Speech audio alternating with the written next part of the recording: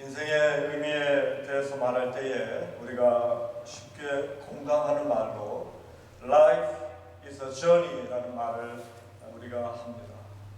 인생이란 여정이다, 길을 가는 것이다 라고 하는 그런 은유적인 차원의 표현이라고 하겠습니다. 그러나 이 말들 속에는 어떤 특별한 방향이나 목표 없이 각자에게 주어진 길을 나그네 마냥 정처 없이 걸어간다라고 하는 그런 말의 뜻이 담겨 있다는 사실을 잠시 생각해 볼 필요가 있겠습니다. 비슷한 맥락이지만 혹 누군가 그리스도인의 삶의 의미는 무엇입니까? 라고 묻는다면 아마도 많은 분들은 이 대답에 이렇게 동감할 줄 생각합니다. 그리스도인의 삶이란 신앙의 영적 여정이다. The Christian life is a spiritual journey of faith. 이 말뜻 속에는 그리스도인 각자가 자기 자신에게 주어진 길을 간다라고 하는 의미에서는 앞서 일반적으로 공감하는 인생의 의미와 크게 다를 것은 없다고 생각합니다. 그러나 그 내면의 나름대로의 이 구별된 표현의 의미를 살펴본다면 여기에는 중요한 차이점이 있다는 것을 우리가 잊지 말아야 할 것입니다. 그리스도인의 삶은 신앙의 여정이다. 영적 여정이다. 이것은 마치 나그네와 같이 아무런 방향이나 목표 없이 그저 정처 없이 어떤 길을, 주어진 길을 걸어가는 그런 모습이 아니라 사실은 순례자의 모습을 연상하면 좋겠습니다. 여기에는 인생을 걷는 나 자신에 대한 분명한 자기 정체성의 이해가 다릅니다. 나라는 존재는 더 이상 이제는 나그네와 같은 그런 대상이 아니라 하나님의 후처적인 자녀라고 하는 새로운 인치심을 받은 그 같은 새로운 이해 속에서, 확신 속에서 이제 내가 이 주어진 길을 막연히 단순하게 우연히 얻어진 것이 아니라 하나님의 선물로서 하나님께서 기회로 주신 값진 것으로서 분명한 목표와 방향을 가지고 무엇을 믿음으로 걸어가는 것이 크리스천의 삶이다라고 이해해야 된다는 것이죠. 그런 의미에서 볼 때에 우리는 각자의 우리 성도님들의 삶은 저마다의 분명한 자기 정체성에 분명한 확신된 이유가 있어야 될 것이고요. 내가 하나님께서 나에게 선물로 기회로 주신 이 여정이라고 하는 인생의 길, 그럼 어떠한 방향과 모습으로 걸어가야 될 것인가 하는 중요한 물음을 다시 한번 이 아침에 생각해 볼 수 있기를 바랍니다. 내가 어떤 가정적인 배경을 갖고 있다든지 어떤 배움의 배경이 있다든지 내가 지금 무슨 일을 하고 있다든지 어떤 사람과의 인맥이 있다고 하는 것인지 그러한 것이 그리스도인으로서의 영적 삶의 여정을 규정짓는 중요한 요소는 결코 되지 않습니다. 중요한 요소는 무엇이겠습니까? 바로 하나님과 나 자신, 하나님과 우리 성도님 한 분 한 분 자신의 1대1의 관계성 속에서 확인받는 영적인 신앙의 고백이 담겨져 있다 하는 것입니다. 그런 의미에서 우리 필라델피아 선교시는 성도님 한 분 한 분 지금까지 어떤 삶의 여정, 신앙의 영적 여정을 걸어오시고 계십니다. 특별히 오늘 경사의 뜻을 받으신 우리 네 분의 우리 병사님들, 우리 성혁 우리 병사님, 강윤혜 병사님, 이승호 병사님, 우리 최소정 병사님 네 분에게 특별히 이번 주일, 오늘 이 순간이 내 삶에 있어서 새로운 터닝 포인트, 중요한 어떤 새로운 매듭을 짚고 그 매듭을 새롭게 하나님과 더불어 새로운 정체성을 가지고 풀어가고 또 그 길을 걸어가는 중요한 영적 삶의 여정에 있어서 중요한 포인트가 된다고 믿습니다. 할렐루야! 이런 의미에서 간증으로 저의 신앙의 여정을 짧게나마 나누고 싶습니다. 성공한 것은 연배가 많으신 우리 성도들 앞에서 감히 나이와 견주어서 간증사항 제가 짧다면 짧은 그런 나름대로의 어떤 아직 많은 삶의 깊이의 연륜이나 어떤 깨달음이 부족하지만 나는 것이 성공하지만 내년이면 50이 되는 사람으로서 나름대로 하나님께서 지금까지 저의 삶을 허락하시고 이끌어오신 데에는 또 몇 가지 나누고 싶은 그런 말씀이 있어서 간증으로 잠깐 드리고자 합니다. 저의 신앙의 여정은 제가 낳고 자란 기독교의 가정에서 깊이 뿌리내어 시작이 되었습니다. 저는 두 부모님께서 한국에서 구세군 사관으로 헌신하시고 지금은 은퇴를 하셨지만 구세군 사관직으로 평생을 바치신 구세군 기독교 가정에서 3형제 장남으로 태어났습니다. 저희 어머니께서는 마치 구약의 당신의 아들 사무엘을 하나님의 선지자로 바친 한나와 같이 이 가정의 첫 자식은 무조건 하나님께 바칩니다 하는 신앙 고백 차원에서 저를 임신하셨을 때의 믿음으로 하나님 이 생명은 하나님의 사역자 특별히 구세군 사관으로 바칩니다 이렇게 하시고 모태에서부터 저희 어머니께서 저를 구세군 사관으로 바치시고 서원교를 통하여서 저는 또 성장할 수 있었습니다. 특별히 지금도 기억에 남는 것은 특별히 어머니께서는 저를 신앙으로 양육하실 때에 아주 유별나지만 특별한 두 가지 어떤 기억 남을 만한 양육의 어떤 그런 영향을 끼치셨는데 아주 어렸을 때부터 제가 이제 초등학교에 입학해서 학교에 다닐 나이가 될 때부터 특별한 인사법을 가르쳐 주셨어요. 그 뜻은 저로 하여금 어렸을 때부터 너는 하나님의 사역자 특별히 구세군 사관으로 헌신한 성명자다라고 하는 것을 늘 이렇게 일깨워주시고 그래서 학교에 갈 때와 다닐 때 또 이런 인사를 하게 했었습니다. 할렐루야 사명자 학교 다녀오겠습니다. 학교 갔다 오면은 할렐루야 사명자 학교 다녀왔습니다. 이렇게 인사를 하게 했습니다. 얼마나 민망하고 싫고 무안하고 사실 그게 처음부터 정말 내 몸에 딱 자라봤듯 익숙한 그런 인사법 됐었지만 나름대로 어머님의 뜻을 또 따르고 또 의미가 있다라고 어린 마음이지만 생각을 해서 사실은 또 한편으로는 재밌기도 하고 하는 마음으로 그 인사법을 유지했던 것이 기억납니다. 특별히 지금도 겪고 있었고 더 깊게 마음으로 감사드리는 것이 있는데 제가 이제 초등학교 나이가 들면서 3학년, 4학년이 됐을 것 같습니다. 당시에 덕수 초등학교를 다녔는데 당시 저희 부모님께서 사관학교 교관으로 봉직하고 했었습니다.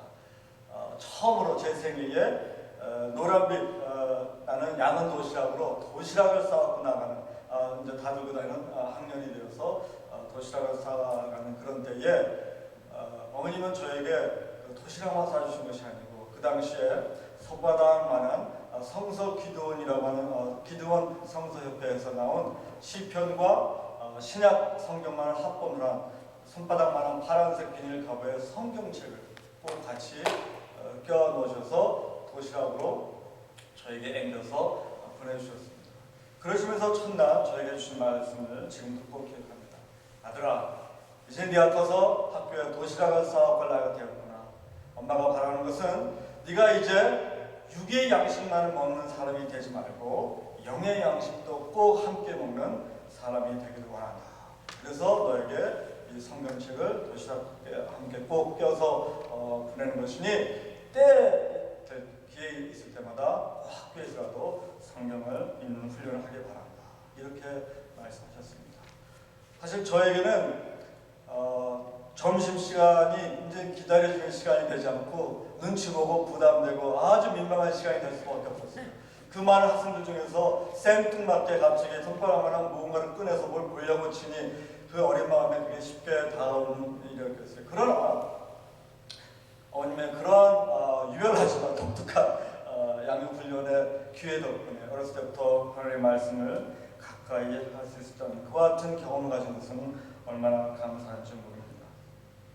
물론 이처럼 어렸을 적부터 구세군 사관의 소명호식을 교육받고 그 길을 꿈꾸며 자라온 저였지만 솔직히 고백할 수가 없는 것은 제 스스로가 미래의 구세군 사관으로서의 분명한 소명의 확신을 가지고 결단하면서 성숙해 나아가는 어떤 그 과정까지에 있어서는 결코 순탄하지만은 않았다는 사실입니다.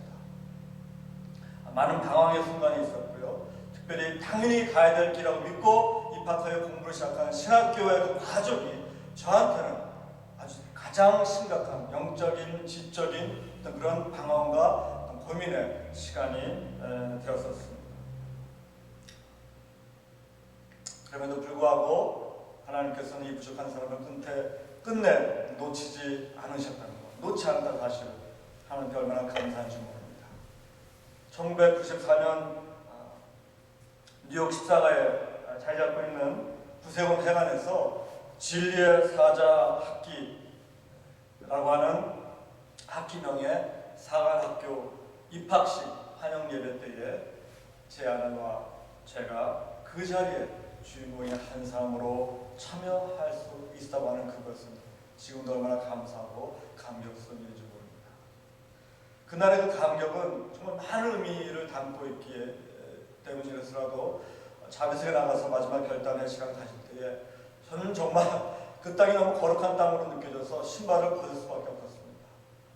그리고 정말 감사와 감격, 많은 의미가 담겨있는 그런 눈물을 흘릴 수밖에 없었고 그 자비스에 나가서 하나님 다시 한번 정말 이제 구세군 사관이 되는 그 길의 첫 공적인 발걸음이 된 이 순간부터 하나님 정말로 붙잡아 주시기를 간절히 소원하는 마음으로 기도할 수밖에 없었습니다. 그와 같은 때가 지나서 지금 올해가 저희 부부가 이제 18년째 구세군 사관으로 공직한 해가 됩니다. 지금까지 짧다면 짧지만 그러나 나름대로 그 18년이라고 하는 시간 속에서의 그 신앙의 여정을 돌아본다고 하면은 한마디로 이렇게 말씀드릴 수 있을 것 같습니다. 지난 저의 그 삶의 신앙의 여정은 끊이지 않는 배움과 성숙의 과정으로서의 훈련의 길이다. 트레이닝 코스다. 훈련의 길이다. 라고 이렇게 말씀드릴 수 있겠습니다. 자, 여기서 여러분들에게 잠시 저의 삶의 여정을 간증 삼아 말씀을 드린 것에서는 오직 이와 같은 모습만이 소위 신앙의 영적 여정의 예가 될 수 있다고 하는 말씀이 결코 아닙니다. 오히려 그 반대입니다. 여기서 우리가 하나님 자녀된 우리 모두가 꼭 잊지 말아야 할 중요한 사실이 있습니다. 하나님의 자녀된 우리 한 분 한 분, 여러분 한 분 한 분은 누구나가 하나님의 거룩한 사역에 부름받은 하나님의 사역자, 하나님의 동역자라는 사실입니다. 할렐루야. 어떤 직분이나 안수 받음의 유무나 어떤 교회에서 어떤 특별한 역할을 감당한 그것이 아니라 내가 하나님의 후손의 인칭으로 말미암아 하나님의 자녀가 되었다는 그 이유 한 가지만으로 이미 여러분에게 있어서는 하나님은 여러분들을 당신의 거룩한 하나님 나라 사역의 코파트너, 코워크, 하나님의 동등한 사역자로 부르시고 그것은 우리에게 참 의미이자 특권이라는 사실을 잊지 마시기 바랍니다. 특별히 오늘 우리 함께 증언으로 우리 확인하고 또 함께 축하하고 나눴던 우리 병사 입대식, 구세군의 병사 입대식은 교단적인 차원의 아름다운 전통뿐만 아니라 성사의 차원에서도 바로 우리 한 분 한 분이 또 병사로 입대받으신 여러분 한 분 한 분이 바로 하나님의 거룩한 나라 사역이 무엇입니까?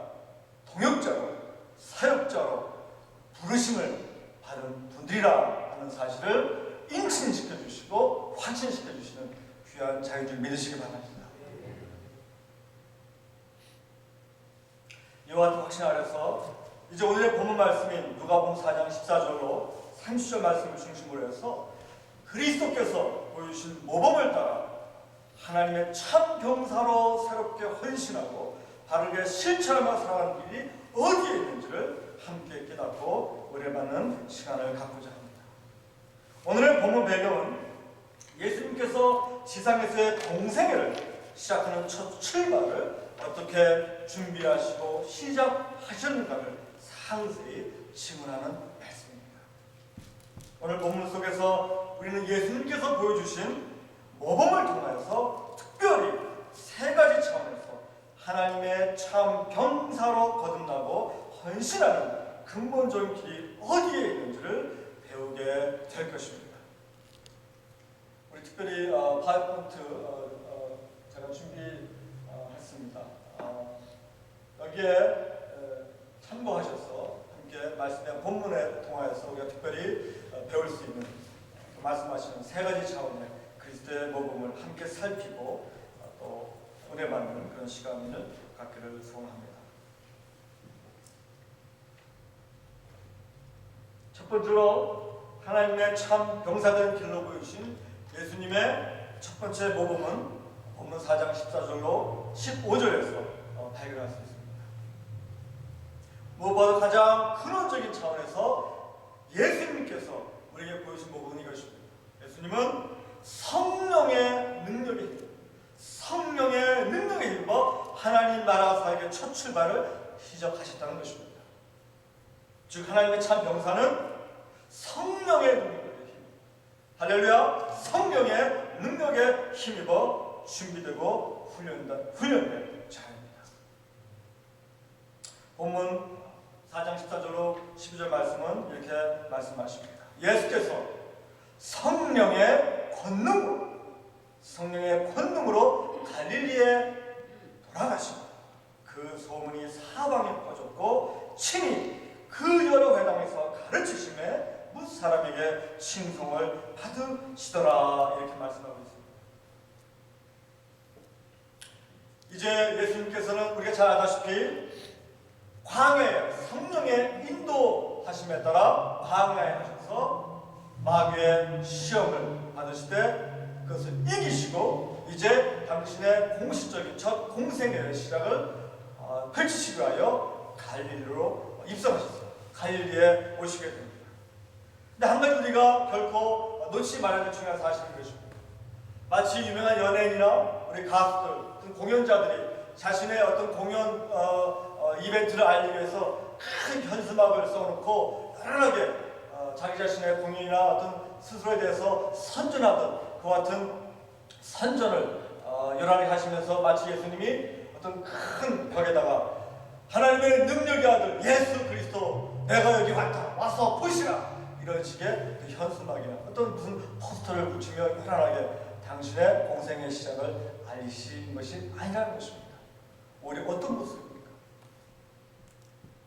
우리 주님은 다른 그것이 아니라 성령의 능력에 힘입어 당신의 첫 공생의 장소인 갈릴리에 도착하시고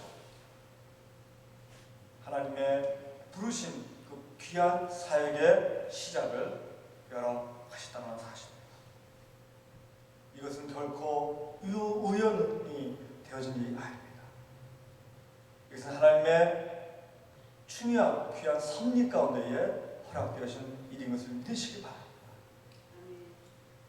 하나님의 병사는 우리 각 한 사람 한 사람이 분명히 깨달아야 될 것입니다.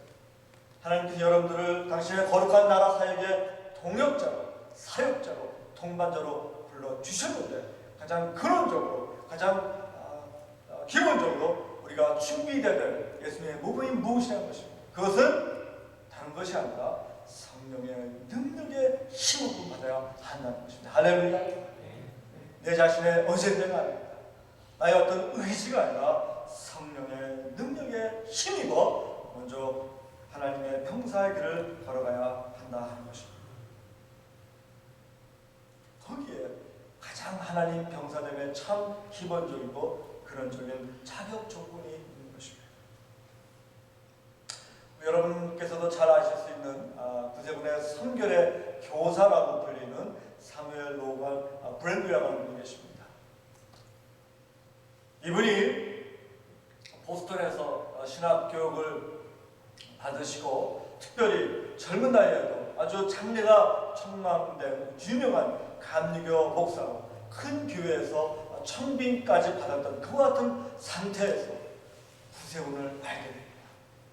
그리고 구세군의 그 열정과 그 비전과 또 그 창립자 정신에 완전히 매료되어서 자신의 지금까지 걸어왔고 준비했던 모든 어떤 그런 프리빌리지들을 다 기법하고 구세군 사관이 되기로 소원해서 영국으로 가게 됩니다.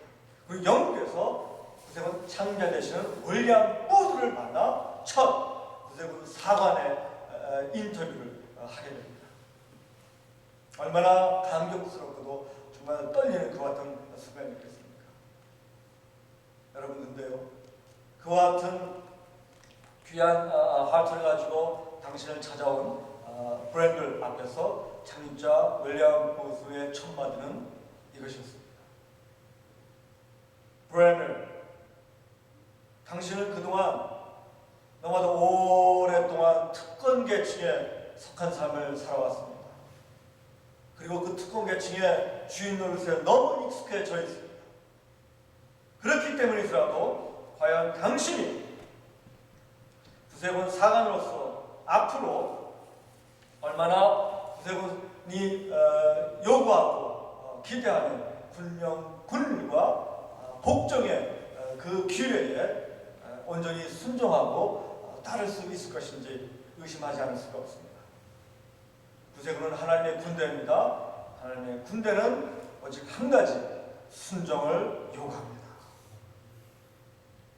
그런 의미에서 나는 당신이 과연 구세군 사관로의 길을 잘 감당할런지 확신을 가질 수가 없습니다. 이렇게 말씀하는 것입니다. 여러분, 어떻게 생각하십니까? 지금 윌리엄 부스 대장 앞에서 정말 뜨거운 하트를 가지고 영국까지 찾아온 그 브랜들은 사실 이제 막 결혼한 지 이틀밖에 안 된 새신랑이었어요. 근데 그 새신랑이 아내를 미국에 두고 3,000마일이라는 그 항해길을 떠나서 미국에서 영국으로 따져오는 결단을 하고 사관이 되고자 창립자 대장 부스 앞에서 첫 인터뷰를 하고 있던 것입니다. 아무리 제가 제 아내를 사랑하지만 결혼한 지 이틀 만에 아내를 뒤로하고 사랑이 되고자 인터뷰를 하기 위해서 그런 길을 떠난다. 저는 참 쉽지 않을 것 같아요. 이럴 때에 윌리엄 브랜들, 우리 당시의 감리교 청년 목사가 대장 윌리엄 부스에게 대답했던 그 말이 참으로 중요합니다. 그분은 이렇게 얘기했습니다. 대장님, 존경하는 대장님, 나는 죄된 나를 성결케 하시고 내 삶을 지금까지 인도하시는 성령님을 받았습니다. 영어 원문은 이렇게 얘기합니다. Well, General, I have received the Holy Spirit as my sanctified, 나를 성결케 하시는 성령 and guide. I feel He has led me to offer myself to you. Give me a chance. Give me a chance. 죄때 나를 성결케 하시고 지금까지 내 삶 인도하신 성령님을 나는 받았습니다. 나에게 한 번의 기회를 주십시오. 나는 구세군을 섬기고 싶습니다. 브랜들의 이와 같은 대답 속에서 여러분 무엇을 발견하십니까? 자신의 삶의 근원적인 체험을 통하여서 나오는 나는 성령님을 받았습니다. 할렐루야. 이 대답을 대장 부스에게 전했을 때에 그 결과는 무엇이었겠습니까? 모든 의구심을 다 말소에 해소할 수 있었는 줄 믿습니다.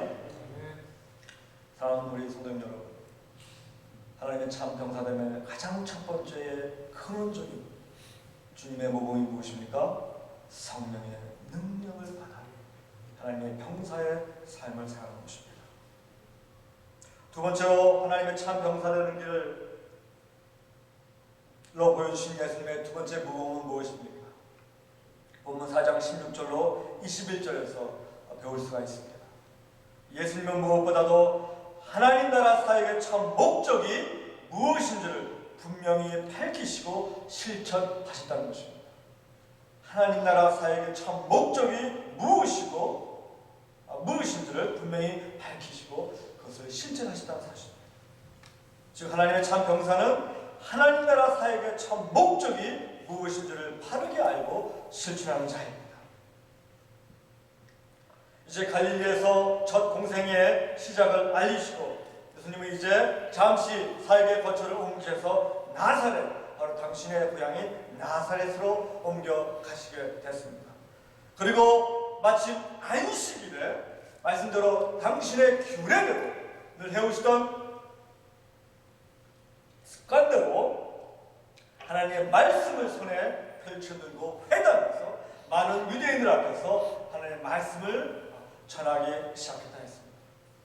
예수 그리스도의 손에 들려진 주님께 특별히 전하고자 원하셔서 손에 쥐으신 하나님의 말씀이 무엇입니까? 바로 이사야서 61장의 말씀인 것입니다.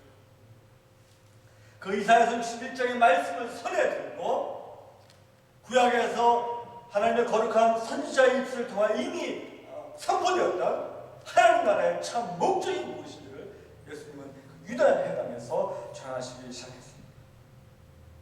여러분, 이 사건 또한, 이 일 또한 결코 우연히 되어진 일이 아니라는 사실입니다. 할렐루야! 하나님의 거룩한 섭리 속에서 이루어진 귀한 일인 것입니다.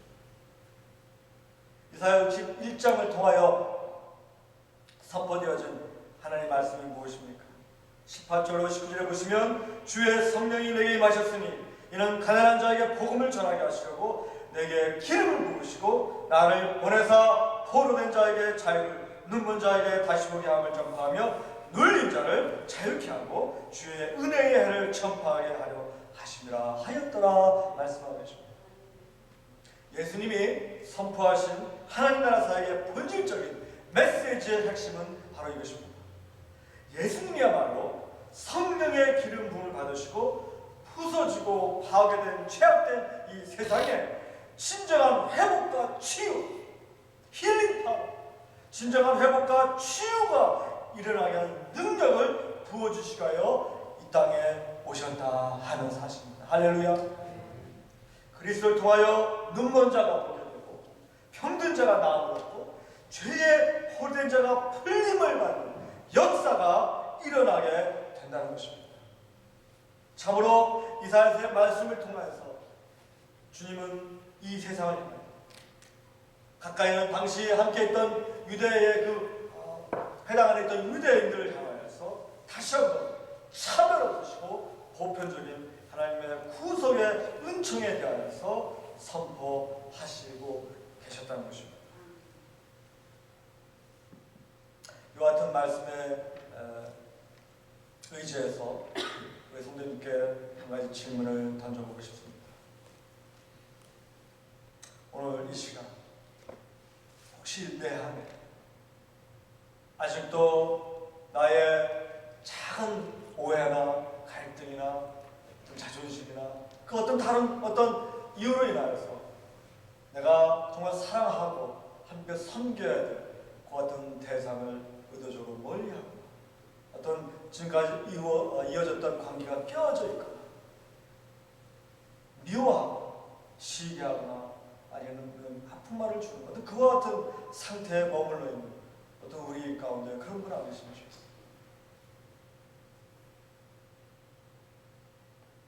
그와 같은 대상이 우리 영혼 안에 있을 수도 있을 것이고 아니면 내 일터에 있을 수도 있을 것이고 내 가정의 일원이 될 수도 있을 것이고 아니면 학교 안에서의 어떤 교우가 될 수도 있을지 모르겠습니다.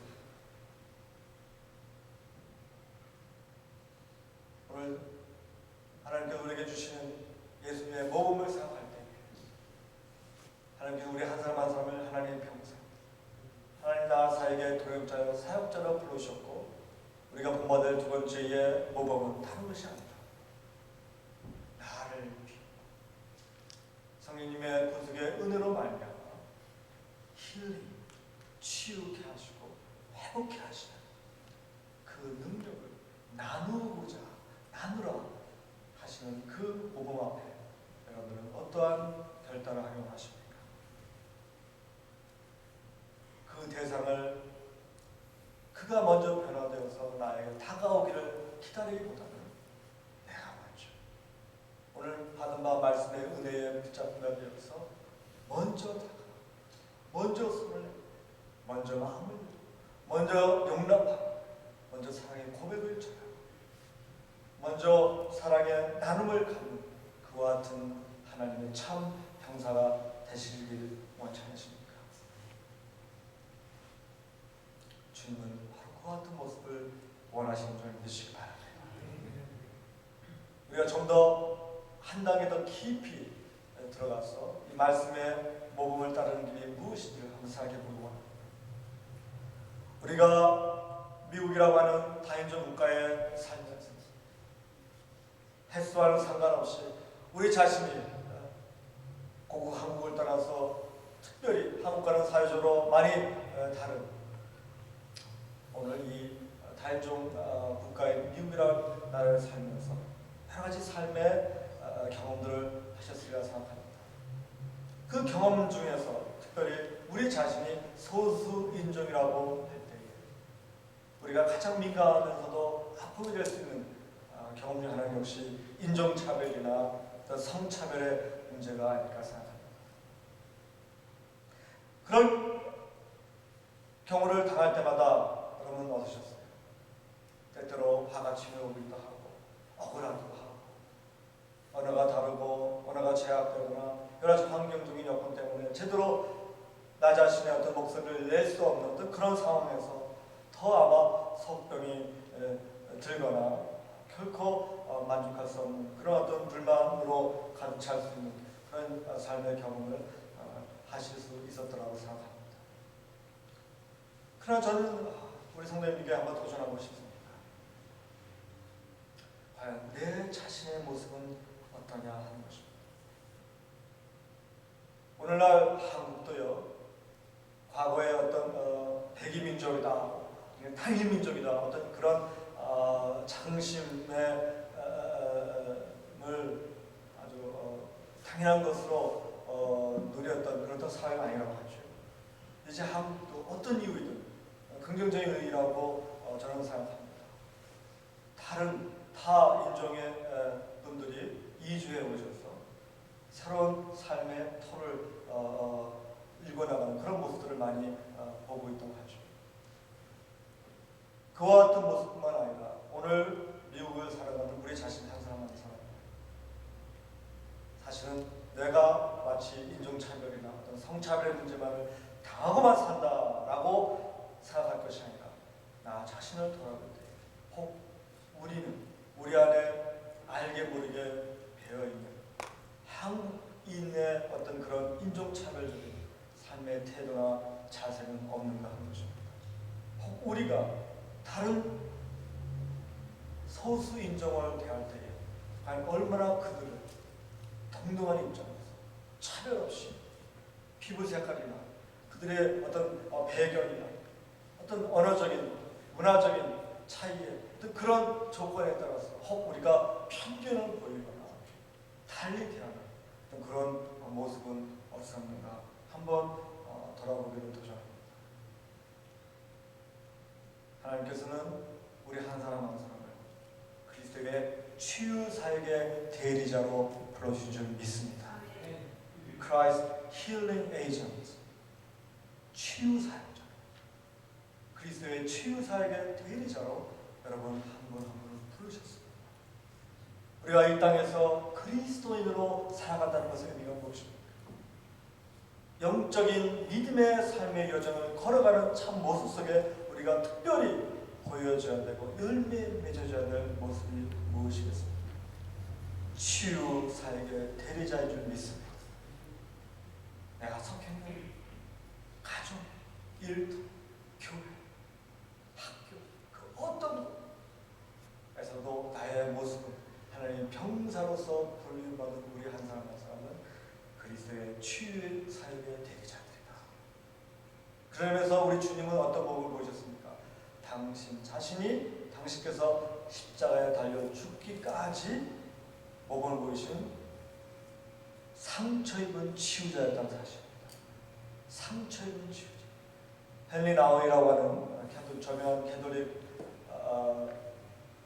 저술가요 영적인 지도자가 쓰신 책 중에 Wounded Healer라는 그런 제목을 꼭 추천하고 싶습니다. 상처 입은 치유죠. 그러나 우리 주님은 당신의 상처에만 머물러 있지 않으시고 그 상처가 당신의 새로운 소망의 참 조건이 된 줄 믿으시기 바랍니다. 내가 아파해봤었기 때문에, 내가 참 아픔의 의미를 알기 때문에 오히려 나와 똑같이 아파하는 대상의 그 깊은 그의 고뇌와 아픔을 알고 그것이 진정한 연결고리가 되어서 우리는 그들을 향하여 다가갈 수 있고 그들에게 그리스도를 통하여 우리가 허락받은 치유의 은혜를 나눠 주실 수 있는 줄 믿습니다. 우리 필라 영문이 영문 한 분 한 분의 우리 생명체들과 같은 놀라운 은혜를 체험하시고 하나님께 영광을 돌리시는 여러분 되시길 간절히 축원합니다. 아멘. 그런 의미에서 볼 때에 우리 구세원의 모토가 되는 We are saved to save. 우리 기억하시죠? 잘 아시죠? 우리는 구원하기 위하여 구원받는다. We are saved to serve. 우리는 섬기기 위하여 구원받는다. 라고 하는 그 구세원의 모토에 참 의미가 있다고 생각합니다. 참 되시는 부스는 또 이와 같은 유명한 말씀하셨어요. 영혼에게 가라. 그 중에 가장 악한 자에게 가라. 영혼을 향하여 가라. 그중 가장 악한 자에게 가라. Go for souls and go for the worst. 가장 악한 자에게 가라. 세 번째 마지막으로 하나님의 참 병사되는 길로 보여주신 예수님의 세 번째 복음은 본문 4장 22절로 30절 중심으로 발견하게 됩니다. 예수님은 하나님 나라 사역 속에서 부딪히게 되는 그 어떤 장애물 앞에서도 하나님 나라 사역의 길을 결코 멈추지 않으신다는 사실입니다. 할렐루야. 즉 하나님의 참 병사는 삶의 어떤 장애물에도 좌절하지 않고 넘어서서 하나님 나라 사역의 길을 멈추지 않는 자입니다.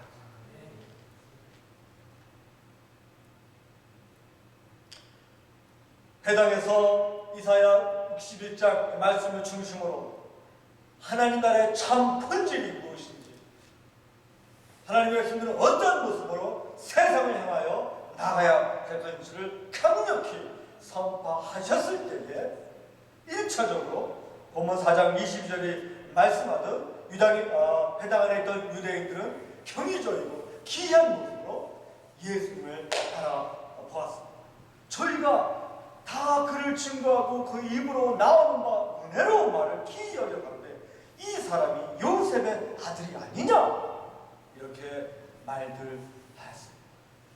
그러나 우리가 중요하게 깨달아야 할 것이 있습니다. 22절 이후의 말씀이 어떻게 급변하게 바뀌어진 정황을 설명하고 있는지를 세심히 헤아리시길 바랍니다. 나자렛 사람들은 이사야 61장의 그 예언의 말씀을 중심하여 새롭게 하나님 나라의 참 본질에 대해서 선포하신 예수를 향하여 더 이상 경이롭거나 존경하거나 귀한 모습으로 바라보지 않기 시작했다는 사실입니다.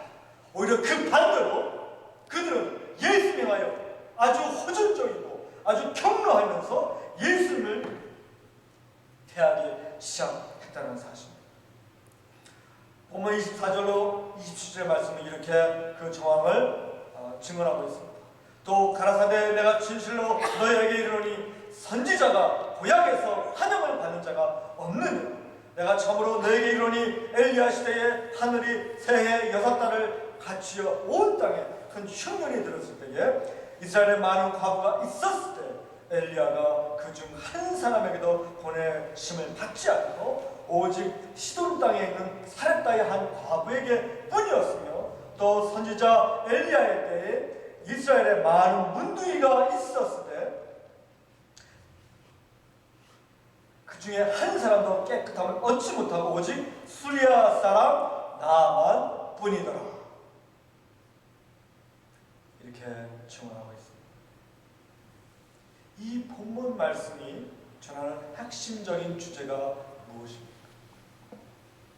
주님께서 24절로 27절에서 구약의 선지자의 행적을 예로 들어서 강조하신 그 가르침의 핵심은 이것입니다. 예수님께서 공생의 첫 출발을 알려주며 선포한 하나님 나라의 사역에 대한 메시지는 그야말로 당시 유대인들에게 너무나 강력하고 그들의 위선적인 패부를 찢는 엄중한 경고의 말씀이었다는 사실입니다. 예수님은 유대인들이 믿고 예배하는 하나님께서 오히려 엘리사 선지자들을 통하여서 소외받고 천대받는 이방인들을 향하여 하나님은 그들을 쓰셨다는 사실입니다. 선지자 엘리야는 많은 사람 가운데서도 시돈 땅에 있는 사렙다의 한 과부에게 보내졌습니다. 선지자 엘리사 또한 이스라엘에 많은 문둥병자가 있었음에도 불구하고 특별히 이방인인 수리아 사람 나아만에게 보여줘서 그에게 기적의 치유의 역사를 체험케 하십니다. 이방인인 수리아 사람, 유대인이 아닌 한 여인, 예수님의 이토록 극적인 말씀 선포의 중심에는 하나님 나라 사역은 다름 아닌 연약한 과부를 위로하고 버림받은 죄인들을 용서하고 소외된 이방인을 용납하고 가난하고 천대받는 자들을 일으켜 세우는 데 있다는 사실입니다. 할렐루야. 한마디로 말씀드린다면 주님이 선포하시고 실천하신 하나님 나라 사역의 본질, 교회가 참 교회되게 하는 그 본질, 그것은 배타적인 것이 아니라 포괄적인 사역에 있다고 하는 것입니다. God's kingdom mission is inclusive, not exclusive. inclusive하다는 데 있다는 것입니다. 공교롭게도 이와 같은 주님의 하나님 나라 사역에 대한 메시지는 급기야 나사렛의 유대인들로부터 크나큰 적대적인 반발과 폭력적인 그런 대응을 불러일으키게 됩니다. 회당에서 예수님 메시지를 들었던 나사렛의 유대인들은 주님께서 전하신 하나님 나라 사역의 본질에 그 급진적인 메시지를 누구보다도 가까이 들을 수 있는 축복된 기회를 얻었음에도 불구하고 오히려 그 메시지를 통하여 변화되기는커녕 철저히 주님의 가르침을 거부하고 예수님을 죽이려고까지 하는 그와 같은 엄청난 일을 범하게 됩니다. 보면 4장 28절로 29절 말씀은 이렇게 증언합니다. 회당에 있는 자들이 이것을 듣고 다 분이 가득하여 일어나 동네 밖으로 쫓아내어 그 동네가 건설된 산 낭떠러지까지 끌고 가서 밀쳐 내리고자 하되, 이렇게 말씀을 기록합니다.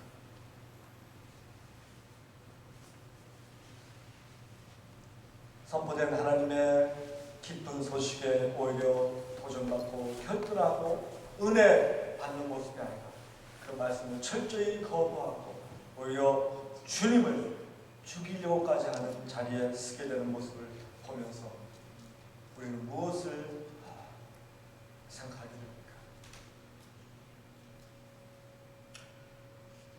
저희가 구세군 사관으로 첫 인간이 되어서 발령받은 사역들은 뉴저지 지방의 해켄색이라는 곳이었습니다.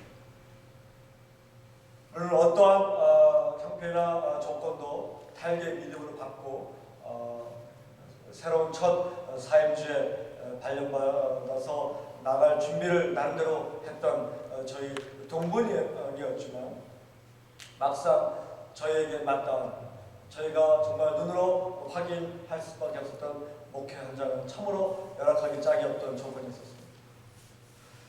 당시만 해도 저희들에게는 온전히 예배 드릴 수 있는 예배터가 있지 못했었습니다. 그리고 정말 성도들조차도 없었습니다. 몇 분 계셨지만 저희 10손가락으로 다 세워도 충분할 만큼의 정말 어려운 조건의 모습이었습니다. 교회의 재정 형편 또한 전혀 가진 것이 없었습니다.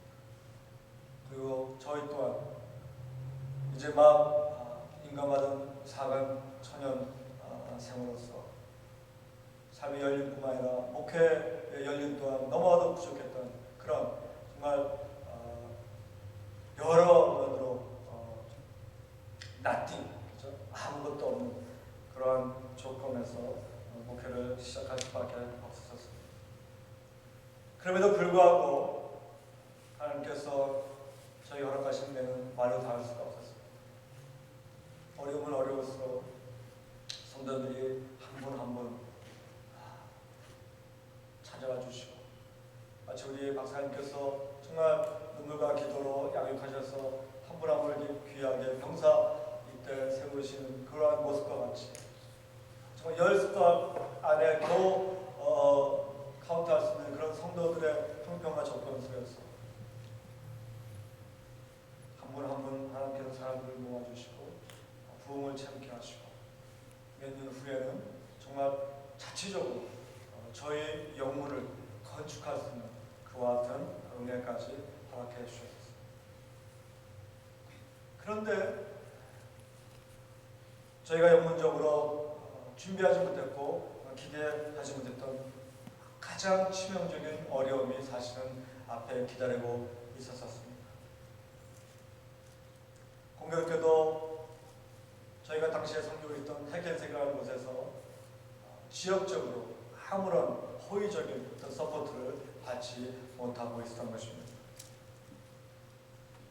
영혼 신축을 위하여서 가장 먼저 그리고 가장 중요하게 해야 될 과목은 영혼 그 빌딩 프로젝트를 마련해가지고 타운 공청회에 그 건물 건립에 대한 그 프로젝트를 전달하는 일이었습니다.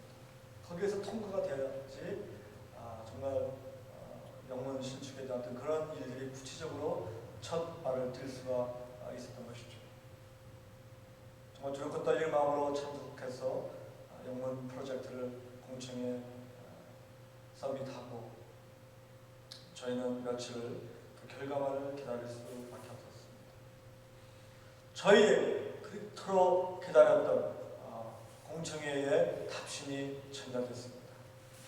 그러나 우리들에게 전달되었던 그 타운 공청회의 답신은 바로 이것이었습니다. 우리 지역에 우리는 당신 구세군교회가 건축된 것을 원치 않습니다. 우리 지역에 노숙자들이나 어려운 사람들이나 이런 사회사업에 필요한 사람들이 모여드는 것을 원치 않습니다.